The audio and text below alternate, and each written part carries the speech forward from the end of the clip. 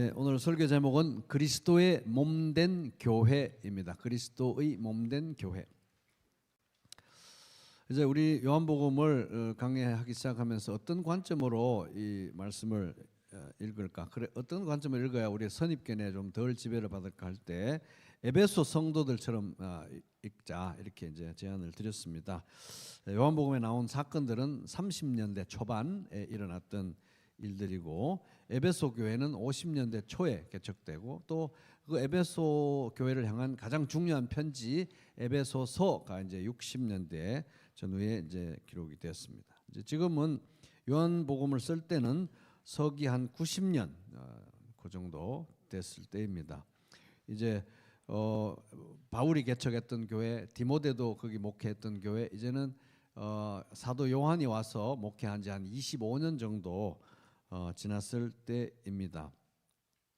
요한복음은 물론 뭐 모든 성도들을 향해서, 모든 교회를 향해서 써진 이제 책이죠. 그렇지만 이제 지리적으로 볼 때, 그 목회 환경을 볼 때 가장 1차적으로 먼저 읽었을 법한 사람들은 에베소 교회 사람들이나 또 사도 요한이 이렇게 순회 사역하고 목회했던 소아시아 지역의 그런 교회들이었을 거로 우리가 추정할 수 있습니다.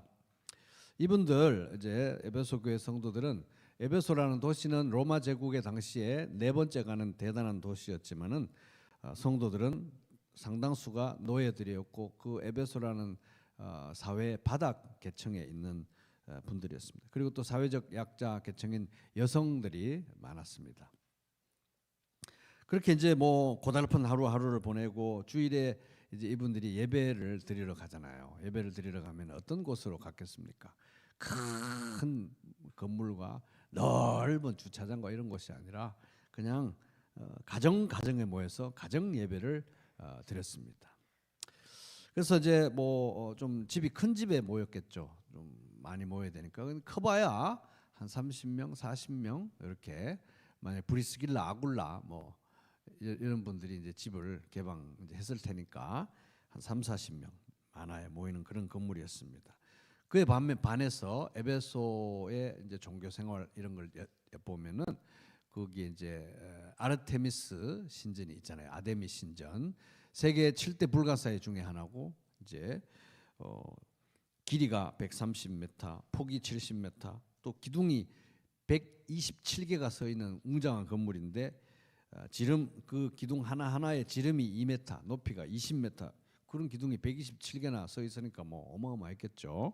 이제 그런 이제 돼서 이제 에베소 시민들은 예배드리고 자기들끼리 종교 생활하고 축제하고 또 그들의 종교라는 것은 뭐 도덕과 뭐 이런 것 관계없기 때문에 또 음란하게 또 인간의 욕망을 충실히 채워주는 그런 종교였습니다.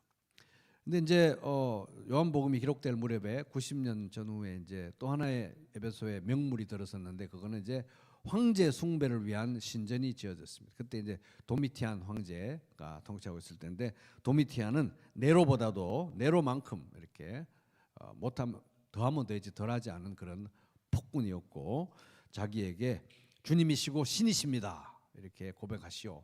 그렇게 하지 않으면 이제 귀양 보내고 막 죽이고 이렇게 했던 왕인데 그가 살아 있는 동안에 죽지도 않았는데 나를 신으로 숭배해라.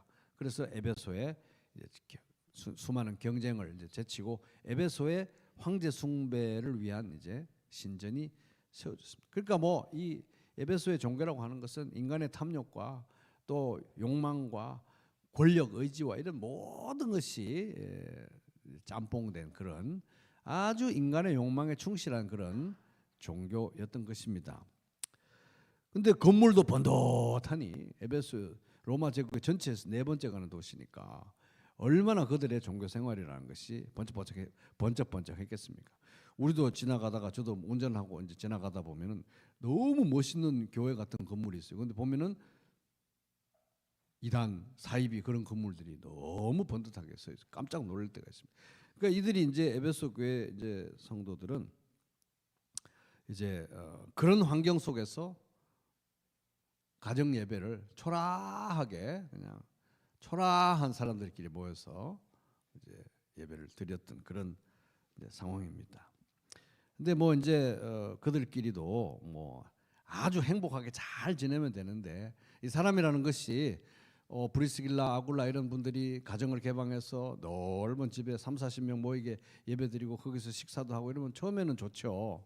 근데 이제 거기 모이는 분들이 대부분 이제 사회 바닥을 이제 형성하는 그런 분들이고 맨날 가는 거예요. 몇 년을 모이는 거예요. 근데 몇 년을 모여도 브리스길라, 아굴라는 비즈니스 자리가 좋은 집이고 나는 맨날 노예 생활하고 이래가지고 이제 다양한 사회 계층의 사람들이 거기에 모이니까 한 3, 40명이 매주 그렇게 살을 부대껴 가면서 모인다고 생각하면은 이제 그들의 관계도 사실은 이제 마찰이 일어나는, 비교되고 또 불평 불만 이제 그런 것들이 균열의 씨앗이라는 건 요소에 있었다고 이제 보여집니다.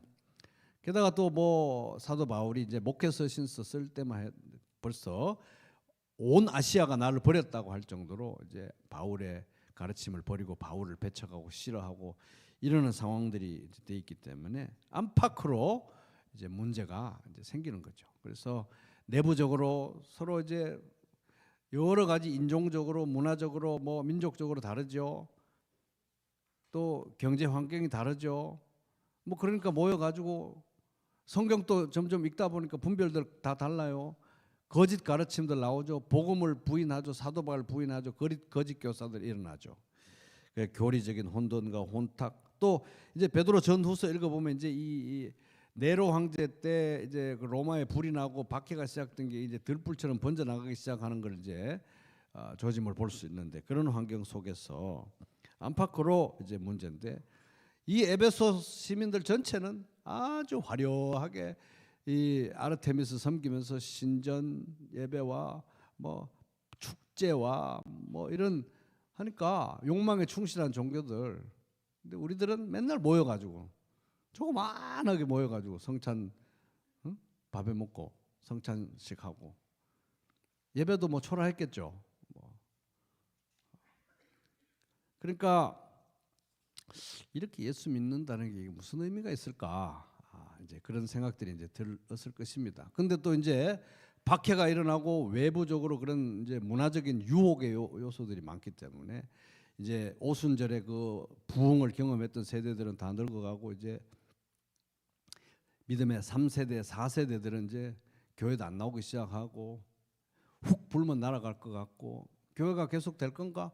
오히려 이방인들이 봐도 걱정이 될 지경이에요. 너희들이 신흥 종교라고 그렇게 일어나가지고 유대교를 박차고 나오고 뭐 어쩌고 저쩌고 하는 것 같은데 이제 대가 이어질지 궁금하다야. 이렇게 오히려 이방인들이 보기에도 그냥 훅 따라갈 것 같은 걱정되는 집단들이 이제 지금 요 무렵에 교회들이었던 것입니다. 근데 이방의 종교들은 너무 잘 나가고 있어요. 에베소 전체가.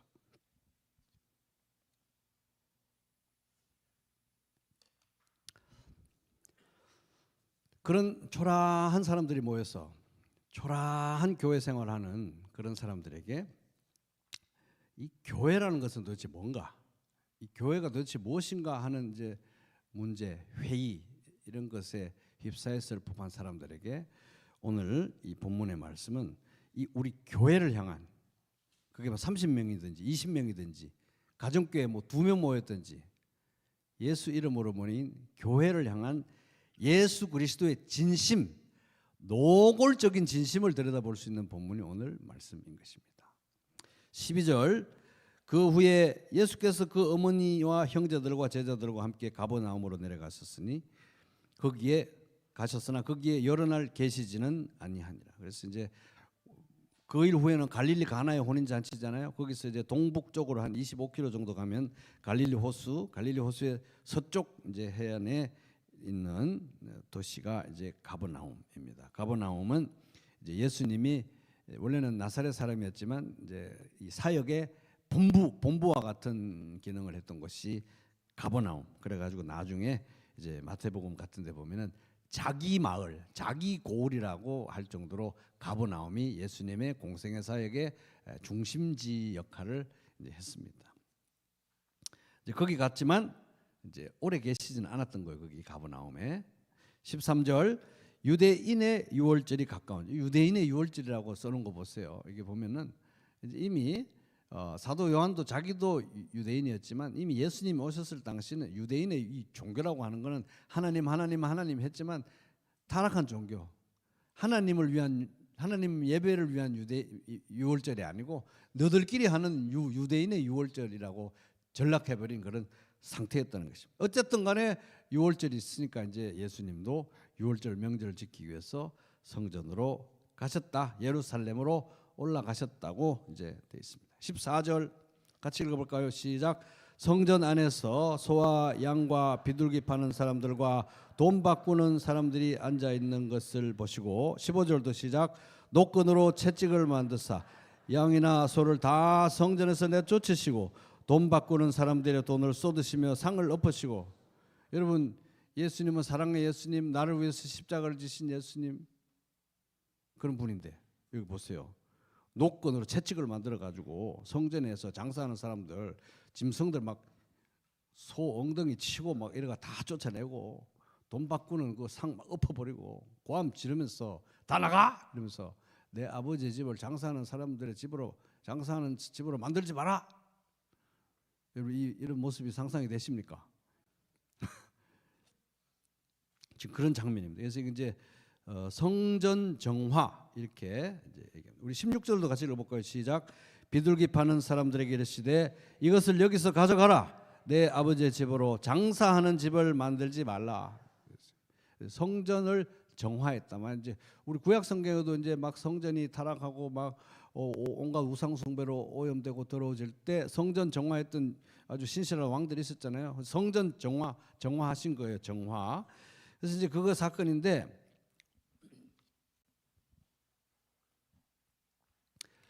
요한복음 기록할 때가 이제 서기 90년 전후라 그랬잖아요. 이때쯤 돼가지고 벌써 마태, 마가, 누가 이 공간복음 세 복음서는 이미 십몇 년 전에 벌써 다 기록이 돼가지고 그때 TV가 있었습니까? 인터넷이 있었습니까? 아무것도 없으니까 사람들이 성경 읽는다 이러면 자기 집에서 혼자 읽는 게 아니에요. 모여서 읽는 것입니다. 누군가 낭독하고 귀로 듣는 거. 그래서 맨날 교회 모일 때마다 우리 교회 예배가 왜 이렇게 길어 이런 게 아니고 성경 좀 읽어주세요. 성경 읽을 때가 교회밖에 없으니까. 그럼 이제 뭐 디모데든지 누구든지 장로든지 뭐 읽었죠. 그러니까 마태복음, 마가복음, 누가복음 아주 익숙해진 상태예요 지금. 그리고 이제 바울이 특별히 에베소 교회를 향해서 썼던 에베소서 이런 거는 뭐 얼마나 아주 그냥 이 가죽으로 쓴 그 책이 다 닳도록 읽었겠죠. 그러니까 오히려 그 시대 그 사람들이 교육 수준은 우리보다 낮아도 성경을 계속 귀로 계속 들으니까 그리고 이제 얼마 전에 목회하면서 썼듯이 이 귀로 낭독하고 입으로 낭독하고 귀로 들을 거를 염두에 두고 이게 구술 문화적으로 이렇게 이 성경을 기록하기 때문에 계속 듣는 거예요. 낭독하고. 그러니까 이들이 성경에 빠삭 있는 거예요. 우리보다 훨씬 더 성경 말씀이 아주 그냥 이거 집에 가면 못 보니까 여기서 암송을 해야 돼. 암송을. 그러니까 말씀에 아주 익숙했던 거예요. 그러니까 이제 마태, 마가, 누가복음 이미 익숙하죠. 또 에베소서 익숙한 그런 상태입니다. 그래서 이제 성도님들은 에베소 성도님들보다 성경에 얼마나 익숙한지 모르겠지만 이제 이 정도 읽으면은 마태, 마가, 누가복음에 이제 우리가 공간복음이라고 하는데 거기 보면은 이 성전 정화, 예수님이 성전 가서 막 짐승 쫓아내고 장사하는 사람들 쫓아내고 상 엎어버리고 나가라 그러고 왜 아버지의 집을 장사하는 집으로 만드냐 했던 그 사건이 예수님의 공생의 제일 마지막 주, 돌아가시는 주, 십자가 달리신 그 주에 화요일 날 일어난 일이에요. 그렇게 기록이 되어 있습니다. 그러니까 이제 화요일 날 그런 일이 있고 목요일 저녁에 이제 성찬하고 금요일 저녁까지 이어지고 금요일 이제 저녁 6시 시작하니까 금요일 어쨌든 십자가 못 박히고 주일 날 부활하시는 거잖아요. 그 주간에 이제 벌어진 거로 공간복음서에 기록이 되어 있는데 요한복음에 똑하니 이렇게 가나의 혼인잔치 바로 이어서 성전에 가서 성전을 정화하셨다고 기록이 되어 있다는 거예요. 그러니까 이제 이게 예수 안 믿는 사람들도 뭐 예수 믿으라 어쩌고 하면 그래 나도 한번 성경 읽어볼게 해서 성경 읽는 사람들도 딱 이 캐치하는 거예요. 이보세요. 이 마태, 마가, 누가에는 공생의 제일 마지막 기록인데 여기 요한복음 2장 앞에 있는 거 보니까 이거 뭔가 수상하다 이렇게 되는 거예요. 이래서 내가 이 예수님에 대해서, 예수에 대해서 기록한 복음서를 못 믿겠다는 겁니다 라고 말하는 거예요. 사람들이. 여기는 뒤에 돼 있고 여기는 앞에 돼 있고 시간이 뒤죽박죽이고 이런 어마어마한 사건이 하나는 뒤에 하나는 앞에 기록됐다는 이게 말이 됩니까? 그래서 그냥 성경의 복음서들은 어떤 마음의 교훈을 위해서 읽는 거지, 이걸 마치 뭐 역사적 사실인 것처럼 그렇게 확실하게 막 믿고 그런 것처럼 그렇게 너무 빡세게 믿지 마시고 그냥 교훈이나 받으세요 이렇게 하는 것입니다. 그리고 이제 마태, 마가, 누가에는 이제 공생의 후반에 기록되어 있는데 요한복음은 앞에 기록되어 있어요. 그래서 요한복음은 더 못 믿겠다는 거예요. 사람들이 그렇게 말하는 거예요. 왜냐하면 마태, 마가, 누가는 좀 더 역사 기록적인 그런 이제 문체와 그런 스타일이 있으니까 요한복음을 보면 아주 완성된 어떤 신학적인 그런 내용들이 잘 정리되어 있기 때문에 아마 이거는 초창기에 예수가 한 그런 일들을 후대에 이제 종교를 이제 진화시키면서 종교를 좀 더 발전시키면서 좀 더 이렇게 양념도 치고 MSG도 치고 이래 가지고 이렇게 만든 것이고, 요한복음 자체는 그 사건의 역사성 그런 거 관심 없다. 그냥 뒤에 각색해서 만든 책이다. 그래서 요한복음에 나온 걸 그렇게 뭐 역사적 신빙성이 있는 것처럼 그렇게 생각하지 맙시다. 이런 식으로 생각을 한다는 거예요. 이 보통 문제가 아니죠. 많은 사람들이 복음서를 그렇게 우습게 생각합니다. 근데 또 알고 보면은 그분들의 그런 논의가 근거가 없어요. 근거가. 왜냐하면은 예수님의 말씀과 행적에 관해서 가장 신빙성 있게 역사 자료로 남아 있는 가장 대부분의 자료들이 다 복음서예요. 복음서. 성경에 나와 있는 복음서. 그 이외의 지엽적인 것들을 가지고 이제 조금 추론하는 정도고, 대부분 선입견을 가지고 이게 이럴 수가 없다, 역사적 신빙성이 없다 이렇게 주장합니다. 그러나 우리들은 이 세부 사항을 살펴볼 때 그렇지 않다는 것을 말할 수 있어야 되는 것입니다.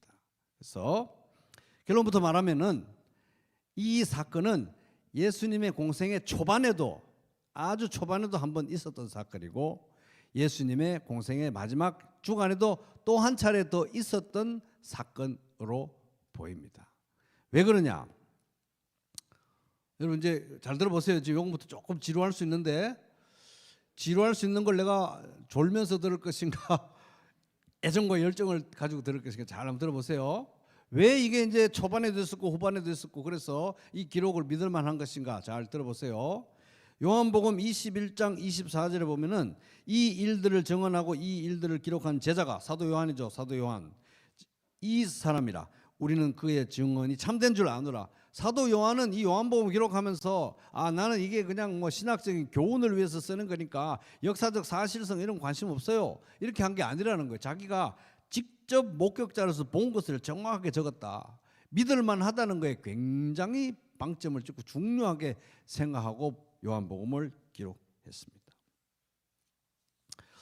그래서 이제 이것이 요한복음에 기록된 대로 매우 사역 초반에 성전 정화 사건이 한번 있었고 마지막에도 있었다. 이제 이렇게 이제 말하는, 이게 이제 박 목사 혼자 뭐 자기 혼자 골방에 앉아 생각하는 게 아니라 굉장히 신뢰받는 학자들도 그렇게 주장합니다. 데럴 박이라고 하는 이제 달라스 신학교 교수, 신약 교수, 굉장히 이제 누가복음 뭐 사도행전 이런 거 전공해서 이제 유명한 분인데, 그런 분 이제 이라든지 또는 이제 요한복음의 가장 권위자라고 불리는 이제 D.A. 칼슨이라는 분, 그런 교수님이라든지 또는 이제 이 화란의 신학자인데 야곱 판 브로큰이라는 사람이, 이름은 좀 어렵죠. 야곱 판 브로큰이라는 교수인데 이분이 쓴 책이 있습니다.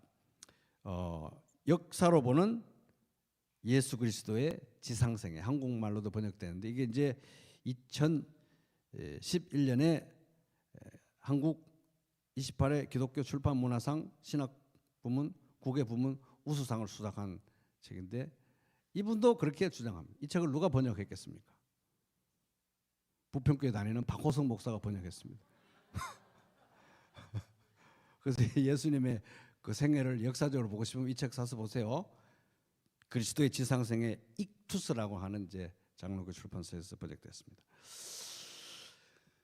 이분들의 이제 여러 가지 복잡한 논정에 의하면 초반에도 이 사건이 있었고 후반에도, 그 말은 뭐예요? 굉장히 중요한 의미를 가지는 사건이라는 것입니다. 예수님이 성전 정화한 것이 마치 요시야 왕, 히스기야 왕이 그렇게 했었듯이 성전을 정화하는 것은 매우 예수님의 사역의 목적에 중요한 사건이었다는 것입니다.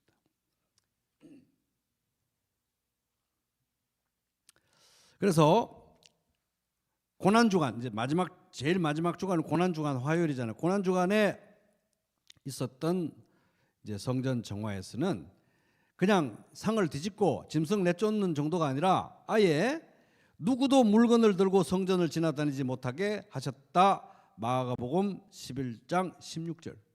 아예 그냥 출입을 못하도록 아주 더 세게 강도 있게 그것을 정화하셨던 걸 보여요. 아주 그때는 진짜 굉장히 진지하게 성전을 정화하셨던 걸로 봅니다. 그리고 이 마지막 주간에 고난 주간에 있었던 성전 정화에서는 시편 69편 9절이 인용되지 않았어요. 예수님 그때 그걸 인용하지 않았습니다. 시편 69편 9절이 인용된 게 오늘 본문에서 몇 절입니까? 맞습니다. 2장 17절 같이 읽어보겠습니다. 시작. 제자들이 성경 말씀에 주의 전을 사모하는 열심히 나를 삼키리라 한 것을 기억하라. 그래서 이제 이 말씀이 인용되지 않았습니다. 그리고 이제 고난 주간에 있었던 성전 정화 사건으로 인해서 바로 직접적으로 벌어진 사건은 유대 지도자들이 예수를 죽이려고 했다는 거예요. 죽이려고 했다는 것입니다. 그런데 요한복음 2장에는 그런 반응이 아직 나오지 않습니다. 여기 보면 예수를 막 죽이려고 했다는 얘기 안 나오잖아요. 아직 사역의 매우 초기라는 거예요. 초기. 세부 사항이 다 다른 것입니다. 그리고 자, 요한복음 2장 23절 같이 읽어보겠습니다. 시작. 여러분 누군가 물으면 이렇게 얘기해 줄 수 있어야 돼요. 초반에도 한 번 있었고 후반에도 한 번 있었다 얘기해 줄 수 있어야 됩니다. 요한복음 2장 23절 시작. 6월절에 예수께서 예루살렘에 계시니 많은 사람이 그의 행하시는 표적을 보고 그의 이름을 믿었어요. 이때 내려가 가지고 예루살렘에서 표적을 많이 행했습니다. 그죠?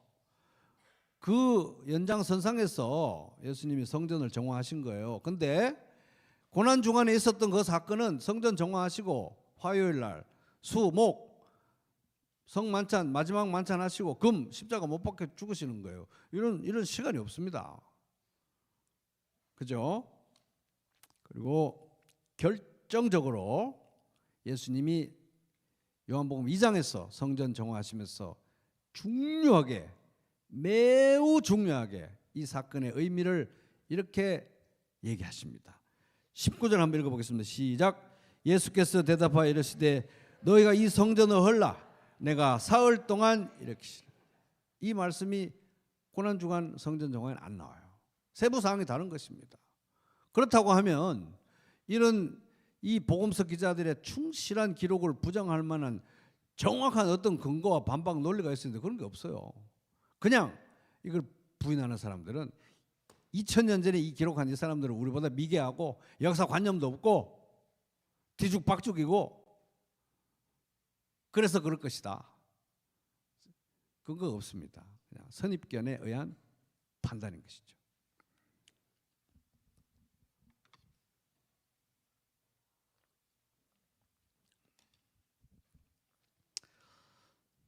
그리고 무엇보다도 사도 요한이 이것을 기록할 때 전후 좌우의 시점을 정확하게 기록해요. 그죠? 1장부터 우리가 계속 봤잖아요. 이튿날, 사흘째, 이튿날, 이튿날 계속 시간을 기록을 해요. 사도 요한이. 근데 딱 보니까 가나의 혼인 잔치 갔다가 가버나움 갔다가 얼마 안 있다가 예루살렘 유월절 기록한 거잖아요. 그리고 이어지는 내용들을 보면은 세례 요한이 아직 잡히지 않았어요. 딱 그 사이에 이 일이 있었던 것입니다. 그러니까 고난 주간에 성전 정화가 다른 거예요. 여러분 납득이 되십니까? 사역 초기에도 한번 있었고 사역 후반에도 있었어요. 그러니까 예수님은 이 성전이 장사하는 집으로, 아버지의 집이 성전이 장사하는 집으로 전락하는 것을 참을 수가 없었던 거예요. 예수님은 아버지의 집이, 성전이 장사하는 집, 정치하는 집, 당파 싸움하는 집, 기타 등등으로 전락하는 걸 볼 수가 없었던 거예요. 아버지의 집이 원래 아버지의 목적대로, 아버지 집의 목적대로 사람들이 하나님을 두려워하는 모습으로 성전에서 예배하지 않고, 아버지의 집을 장사하는 집, 정치하는 집, 뭐 하는 집으로 전락시키는 걸 볼 수가 없었던 거예요. 사역 초반에도 한 번, 후반에도 한 번.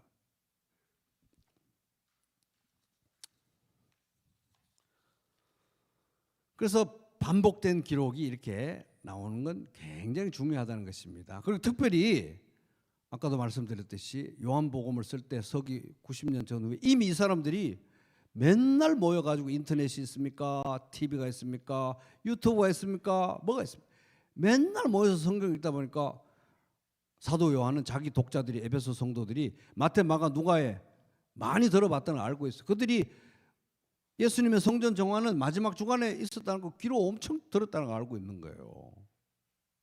그런 사람들에게, 자기가 25년간 목회한 사람들에게 맨날 자기도 그렇게 설교해놓고 마치 나는 이게 뭔가 신학적인 어떤 내 주제의 중요성 때문에 마지막 주간에 있었던 걸 앞으로 당겨서 적을게, 그리고 마치 진짜로 그 시간의 흐름대로 있었던 것처럼 이틀 뒤에, 4일 뒤에, 6월절이 되고 이렇게 적었겠냐고요. 사도 요한을 도대체 뭘로 보는 겁니까? 사도 요한이 1장 1절부터 그 프롤로그에 나오는 거 보세요. 태초에 말씀이 계시니라. 그런 심오한 거를 적어낼 수 있는 사람이 이 시대에 누가 있어요? 그런 사람이 그렇게 엉터리로 그렇게 적었겠냐는 것입니다. 그래서 매우 중요한 사건이고, 특별히 이 초창기 몇 안 되는 제자들이 목격한 굉장히 중요한 사건이 예수님의 공생의 초반에 있었던 성전 정화 사건이다.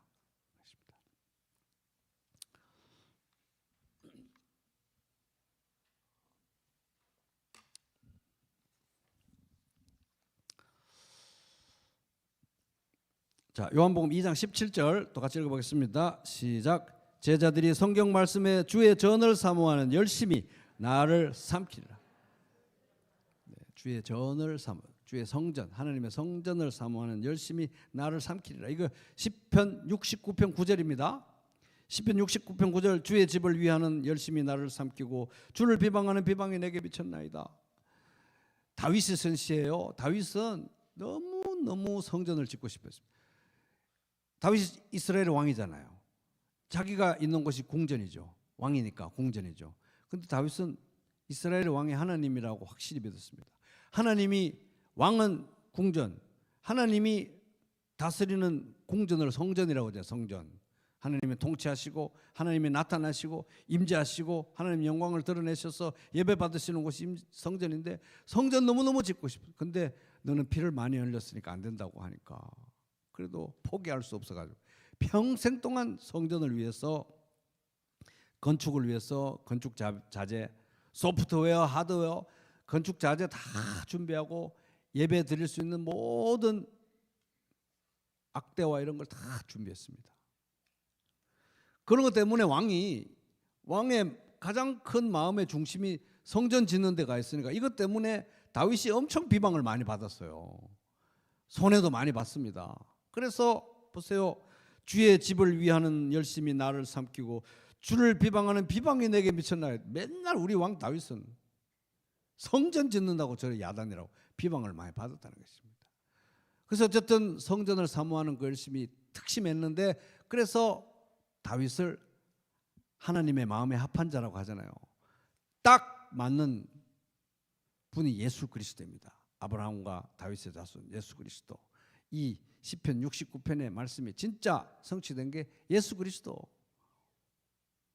성전을 향한 열심이 나를 삼키는 이 열심의 원형은 바로 예수 그리스도라는 거예요.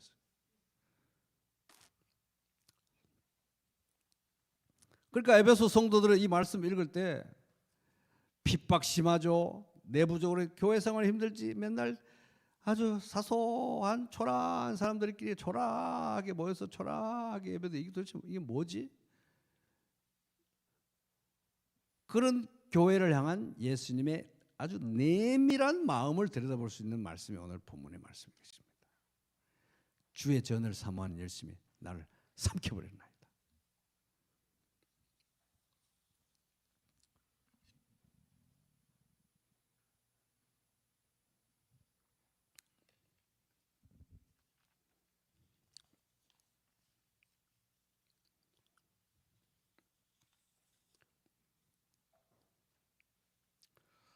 그래서 이제 성전은 예배드리는 장소, 하나님의 영광이 나타나니까 하나님이 임재하시는 장소, 그래서 우리 예배하는 장소, 하나님이 사람들 가운데 함께 하시는 곳 임마누엘, 그래서 임마누엘의 장소가 바로 이제 성전입니다.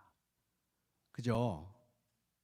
근데 임마누엘은 원래부터 하나님의 꿈이었어요. 원래부터 하나님의 계획이고 하나님의 구원 계획의 핵심이 바로 임마누엘, 사람들 가운데 내가 너희들과 함께 살겠다.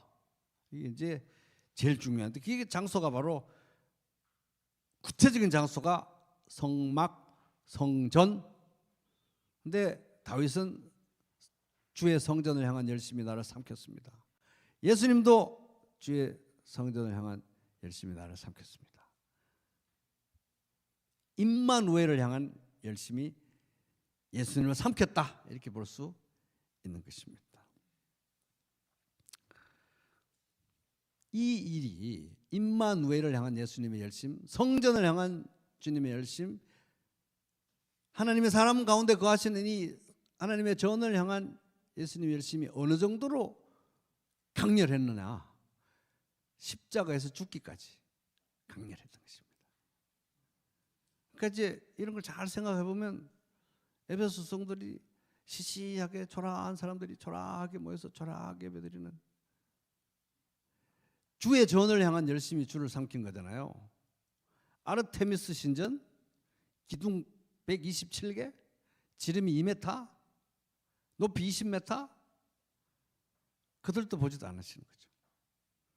로마 황제 숭배를 위한 새로 지은 신전, 와, 에베소에 가면 황제 신전도 새로 생겼대. 꼭 가보자.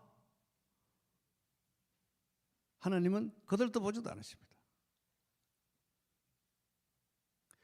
주의 전을 향한 열심히 나를 삼켰습니다. 에베소시에서 주님이 자기를 삼킬 만한 열정과 그 열심이 향하는 곳이 어디였겠습니까? 남들이 보면, 에베소 사람들이 보면 초라하게 모여가지고 초라한 곳에서 초라하게 빵 쪼가리 뜯어먹는, 거기에 주님의 시선이 딱 꽂혀 있었고 그곳을 향한 주님의 열심이 주님을 삼킬 정도였다 하는 것입니다.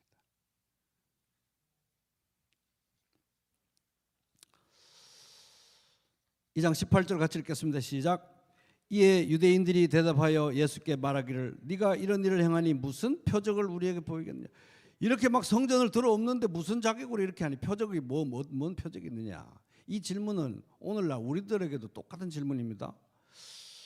예수님은 도대체 무슨 자격을 가지고 이런 일을 하시는가, 이런 질문. 우리에게는 그 정도까지 막 상을 들어엎고 짐승을 쫓아내고 채찍을 만들고 막 화를 내면서 내 아버지의 집을 장사하는 집으로 만들지 마라, 나가! 이렇게 할 정도.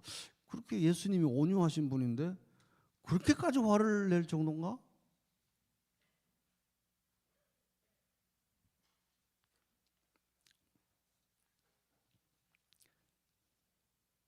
이 장 19절 같이 읽겠습니다. 시작. 예수께서 대답하여 이르시되 너희가 이 성전을 헐라 내가 사흘 동안에 일으키리라.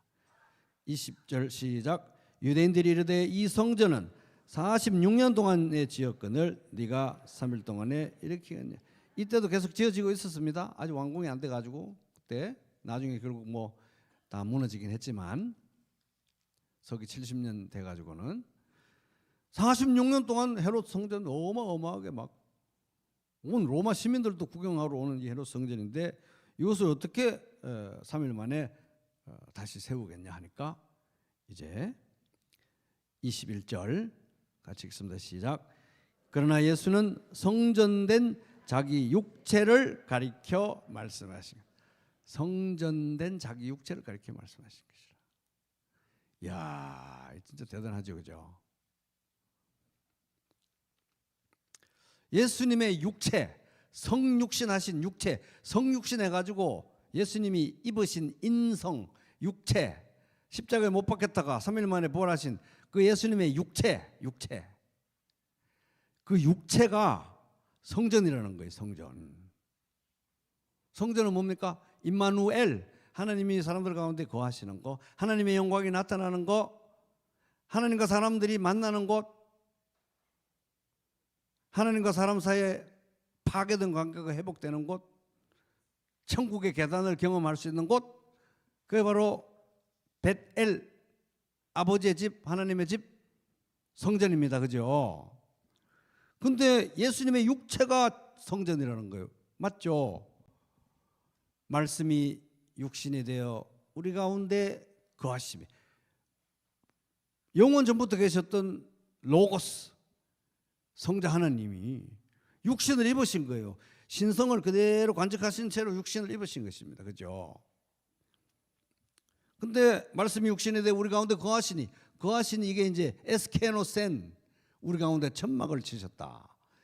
마치 성막이 유대인들 그 백성 가운데 있었듯이 에스케노센, 천막을 치셨다. 그 성육신 자체가 하나님의 사람들 가운데 천막을 치고 거하시는 거예요. 그런 의미에서 예수님의 육신은 성전이었던 거예요. 성전. 거기서 예수 안에서 우리가 하나님을 만나는 거잖아요. 예수님 안에서 예수님의 이름으로 하나님께 나아가고 하나님과 화해되고 하나님께 회복되는, 예수님이 천국의 계단이니까 야곱이 보았던 그 예수님이 육신 입고 온 이 육신 자체가 1차적인 의미로 성전. 그러니까 너희가 이 성전을 허물어라, 십자가 못 박아라, 3일 만에 다시 짓겠다. 부활, 십자가와 부활, 그죠? 그래서 말씀이 육신이 되어 우리 가운데 거하시며 우리가 그의 영광을 보니, 그 누추한 육신, 우리와 같은 사람으로 오신 육신 가운데서 성육신의 영광, 하나님의 영광을 봤다는 거예요. 인자와, 갑자기 은혜와 진리가 그죠? 은혜와 진리, 헤세드와 에메트가, 인자와 진리가, 은혜와 진리가 충만하더라. 그러니까 그런 의미에서 예수님이 그 육신 자체가 성전인 겁니다. 그 나중에 이제 이게 천국에서 완전히 새하늘과 새 땅에서 완성될 때는 이렇게 됩니다. 요한계시록 21장 22절, 성 안에서 내가 성전을 보지 못하였으니, 새하늘과 새 땅에는 성전이 없다는 거잖아요. 눈에 보이는. 왜 그렇게 했어요? 이는 주 하나님 곧 전능하신 이와 및 어린 양이 성전이기 때문에. 그래서 예수님의 육신이 1차적으로 성전인 것입니다. 주의 전을 향한 열심이 나를 삼겠다. 자기 자신이 천국의 계단이 되어서 하나님과 사람 사이의 관계를 회복하고 사람들이, 이 죄인들이 아버지 하나님께로 회복되는 이 일에 대한 열심이 예수님을 삼켰다. 어느 정도까지? 십자가를 지시는 데까지. 그걸 1차적인 의미인 것입니다. 1차적인 의미.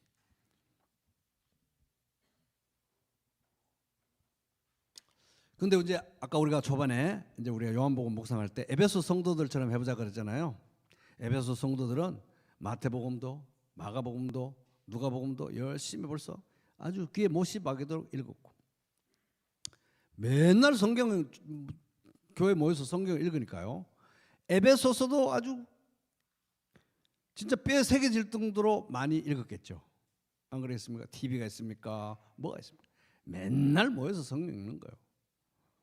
성경 읽는 방식이 교회 가서 듣는 거 말고는 없으니까. 그러니까 이 사람들은 이 요한복음을 처음 읽고, 특별히 오늘 예수님의 사역 초기에 있었던 성전 정화에 대해서 딱 읽을 때 예수님의 아주 노골적인 마음이 지금 아주 내밀하고 노골적인 마음이 지금 표현된 거잖아요. 사람이 화나면 진짜 진심이 보이는 겁니다. 그렇잖아요. 이 점잖으신 예수님이 화를 내면서 채찍을 만들어 가지고 소, 양 쫓아내고 돈 바꾸는 상 엎어버리고 나가 이러면서 내 아버지의 집을 왜 장사하는 집으로 만드냐고 화를 낸 아주 예수님의 아주 내밀한 진짜 진심을 우리 본 거예요. 여기. 이거를 에베소 성도들이 처음 읽었을 때 이들에게는 물론 그 1차적인 의미는 이 성전된 자기 육체를 말씀하신 거 1차적인 의미는. 근데 에베소 성도들이 딱 이걸 읽을 때 바로 에베소 성도들이라면 에베소서 열심히 듣고 낭독하고 암송했던 성도들이면 바로 이 말씀이 생각날 것입니다. 에베소서 1장 22절 23절 또 만물을 그 발 아래에 복종하게 하시고 그를 만물 위에 교회의 머리로 삼으셨느니라. 교회는 그의 몸이니. 교회는 그의 몸이니. 이거 생각 안 났겠어요? 교회는 그의 몸이니 만물 안에서 만물을 충만하게 하시는 이의 충만함이니라. 골로새서에 보면 예수 그리스도 안에 신성에 충만한 것이 육체로 거한다. 또 에베소서 2장을 가면은 우리가 함께 예수 그리스도 안에서 성전으로 지어져 간다고 되어 있잖아요. 근데 에베소서 딱 귀에 쟁쟁하게 들리는 암송에서 맨날 듣던 얘기가 교회가 주님의 몸인데, 교회가 주님의 몸인데.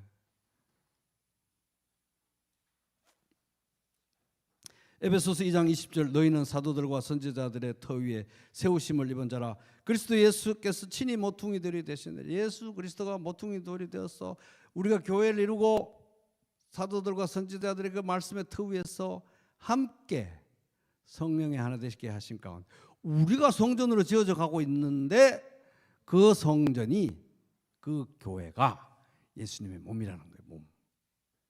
이게 이 오늘 말씀 보면 그게 확 떠오르지 않았겠어요? 교회가 예수님 몸인데 교회는 성전된 자기 육체, 그 육체가 부서졌어. 십자가에서 죽으시고 3일 만에 부활함으로 세워진 거구나. 예수 안에서 우리가 하나님과 화해되고 하나님과 만나는데 그의 육체가 부서졌어. 이제 우리가 성령 안에서 그 예수와 연합이 되고 우리가 하나님의 집이 됐네. 우리가 하나님의 성전이네. 우리를 몸으로 여기고 계시는구나. 아멘. 우리를 몸으로 여기고 계시는구나. 이게 쫙 이렇게 에베소서 좀 읽은 사람들은 바로 이게 매치가 되지 않겠어요? 누구보다도 사도 요한은 이걸 쓰면서 와, 이게 그때 그 예수님이 그렇게 막 상을 들어 엎으면서 하시는 그 얘기가 바로 그 말씀이었구나.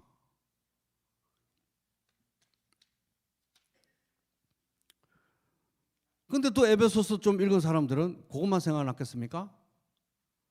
사도 요한은 주례도 많이 했겠죠. 연세도 많았으니까.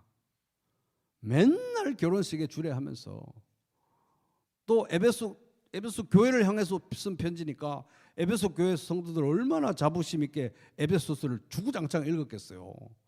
그러다 보니까 바로 이 말씀을 보면은 예수님이 성전된 자기 육체, 성전은 예수님의 육체도 성전이지만 우리도 성전으로 지어져 가고 있고 우리도 예수님의 몸인데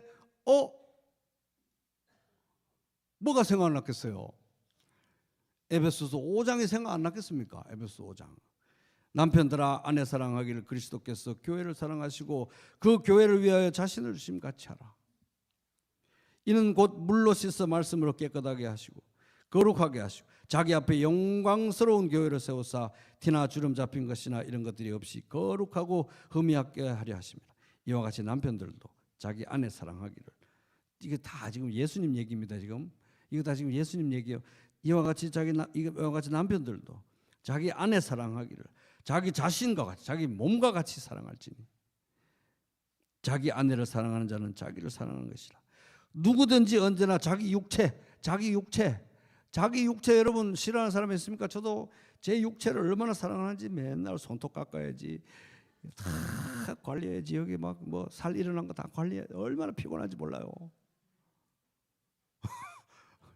자기 육체를 미워하지 않고 오직 양육하여 보호하기를 그리스도께서 교회에게 함과 같이 하느니 우리는 그의 몸의 지체다.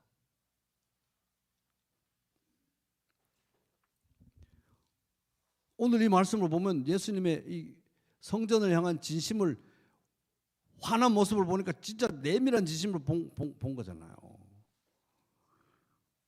그러니까 에베소 교회 성도들은 에베소 5장 말씀 떠올리면서, 야, 이 남편들아 아내 사랑하기를 예수님이 교회 사랑함과 같이, 예수님이 마치 자기 몸을 사랑하면서 보호하는 것, 모든 사람이 자기 몸을 사랑하고 보호하고 가꾸고 하듯이 예수님이 우리 교회를 이런 식으로 자기 몸을 자기 몸처럼 사랑하고 계시니까 남편들아 아내를 사랑하라. 그래, 남편들아 아내를 사랑하는 것도 맞는데 예수님이 교회를 이런 식으로 자기 몸처럼, 아내처럼, 남편이 아내를 사랑한다, 이 말이, 이 말씀이 단순히 비유가 아니었네. 이거 진짜였네. 이거 진짜. 왜? 어느 정도로? 주의 전을 사모하는 열심히 나를 삼킬 정도로 진짜로 예수님이 이렇게 교회를 사랑하시는 거 맞네. 여러분 보게 되지 않았겠습니까? 그러면 도대체 저쪽에 서 있는 아르테미스 신전이라든지 저쪽에 또 반대쪽에 서 있는 무슨 뭐 도미티안 황제 숭배하는 신전이라든지 그런 게 뭔 의미가 있냐는 것입니다. 초라하게 2명이 모여가지고 오늘 또 5명 오기로 했다가 3명은 또 그렇게 막판에 또 바람을 맞히고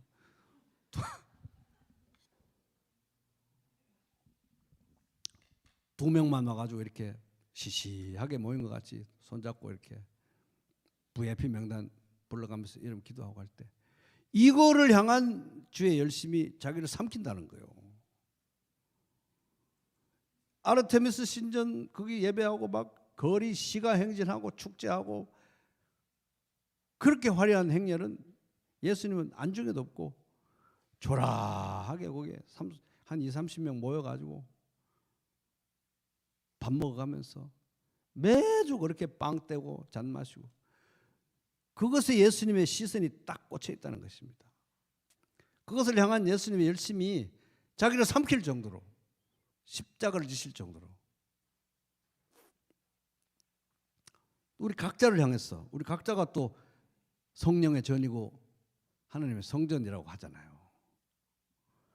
그러니까 이 말씀을 자세히 묵상해 보면은 야, 이 교회를 향한 예수님의 마음은 굉장히 노골적이다. 매우 노골적인 거예요. 자기 아내를 막 더럽히고 유린하는 그 놈을 보고 가만히 있으면 그게 남편입니까? 예수님이 성전을, 하나님의 전을 사모하는 그 열심이 자기를 삼킬 정도. 당연하죠. 아내이니까. 자기 몸이니까. 내 몸을 찌르는데 찌르세요 이런 사람 누가 있어요? 그 정도로 이 교회를 향한 열심이 특심하다. 자기를 삼킬 정도로. 그런 관점으로 여러분 자신을 바라보시고 여러분의 가정교회를 바라보시고 부평교회를 바라보시기를 바랍니다. 주님의 그 열심이 얼마나 강렬한지, 그 마음이 얼마나 뜨거운지, 노골적인지 생각하시고 또 특별히 교회를 통해서 우리에게 베푸시고자 하는 엄청난 복을 교회 안에서 그리스도를 사랑하면서 그리스도가 그렇게 사랑하는 내가 그렇게 사랑하는 예수 그리스도가 그렇게 사랑하는 내 옆에 있는 정말 체질 안 맞는 마음에 안 들고 말도 안 통하는 이 형제 자매들을 사랑하면서 왜? 영원까지 같이 갈 거니까요. 그래서 예수를 섬기는 신앙과 교회를 섬기는 신앙은 동질의 양면 같은 것입니다. 왜? 교회가 예수님의 몸이기 때문에. 절대 여러분의 가정교회를 초라하게 보지 마시기 바랍니다. 절대 여러분의 부평교회를 우습게 생각하지 마시기 바랍니다. 절대 여기 체질 안 맞는 성도들 예수님 아니었으면 별로 그렇게 만나가지고 뭐 그렇게 밥 먹고 같이 하는 성도들이지만 이들을 우습게 보지 마시기 바랍니다. 이들을 향한 그 모임을 향한 이 교회를 향한 주님의 열심이 주님을 삼켰습니다. 그래서 교회 생활 열심히 하고서 예수 그리스도의 몸인 교회 열심히 사랑하면서 교회를 통해서 베푸시는 주님의 은혜 풍성하게 누리고 천국의 그 은혜를 미리 맛보는 그런 하루하루 되시기를 주님의 이름으로 축복합니다.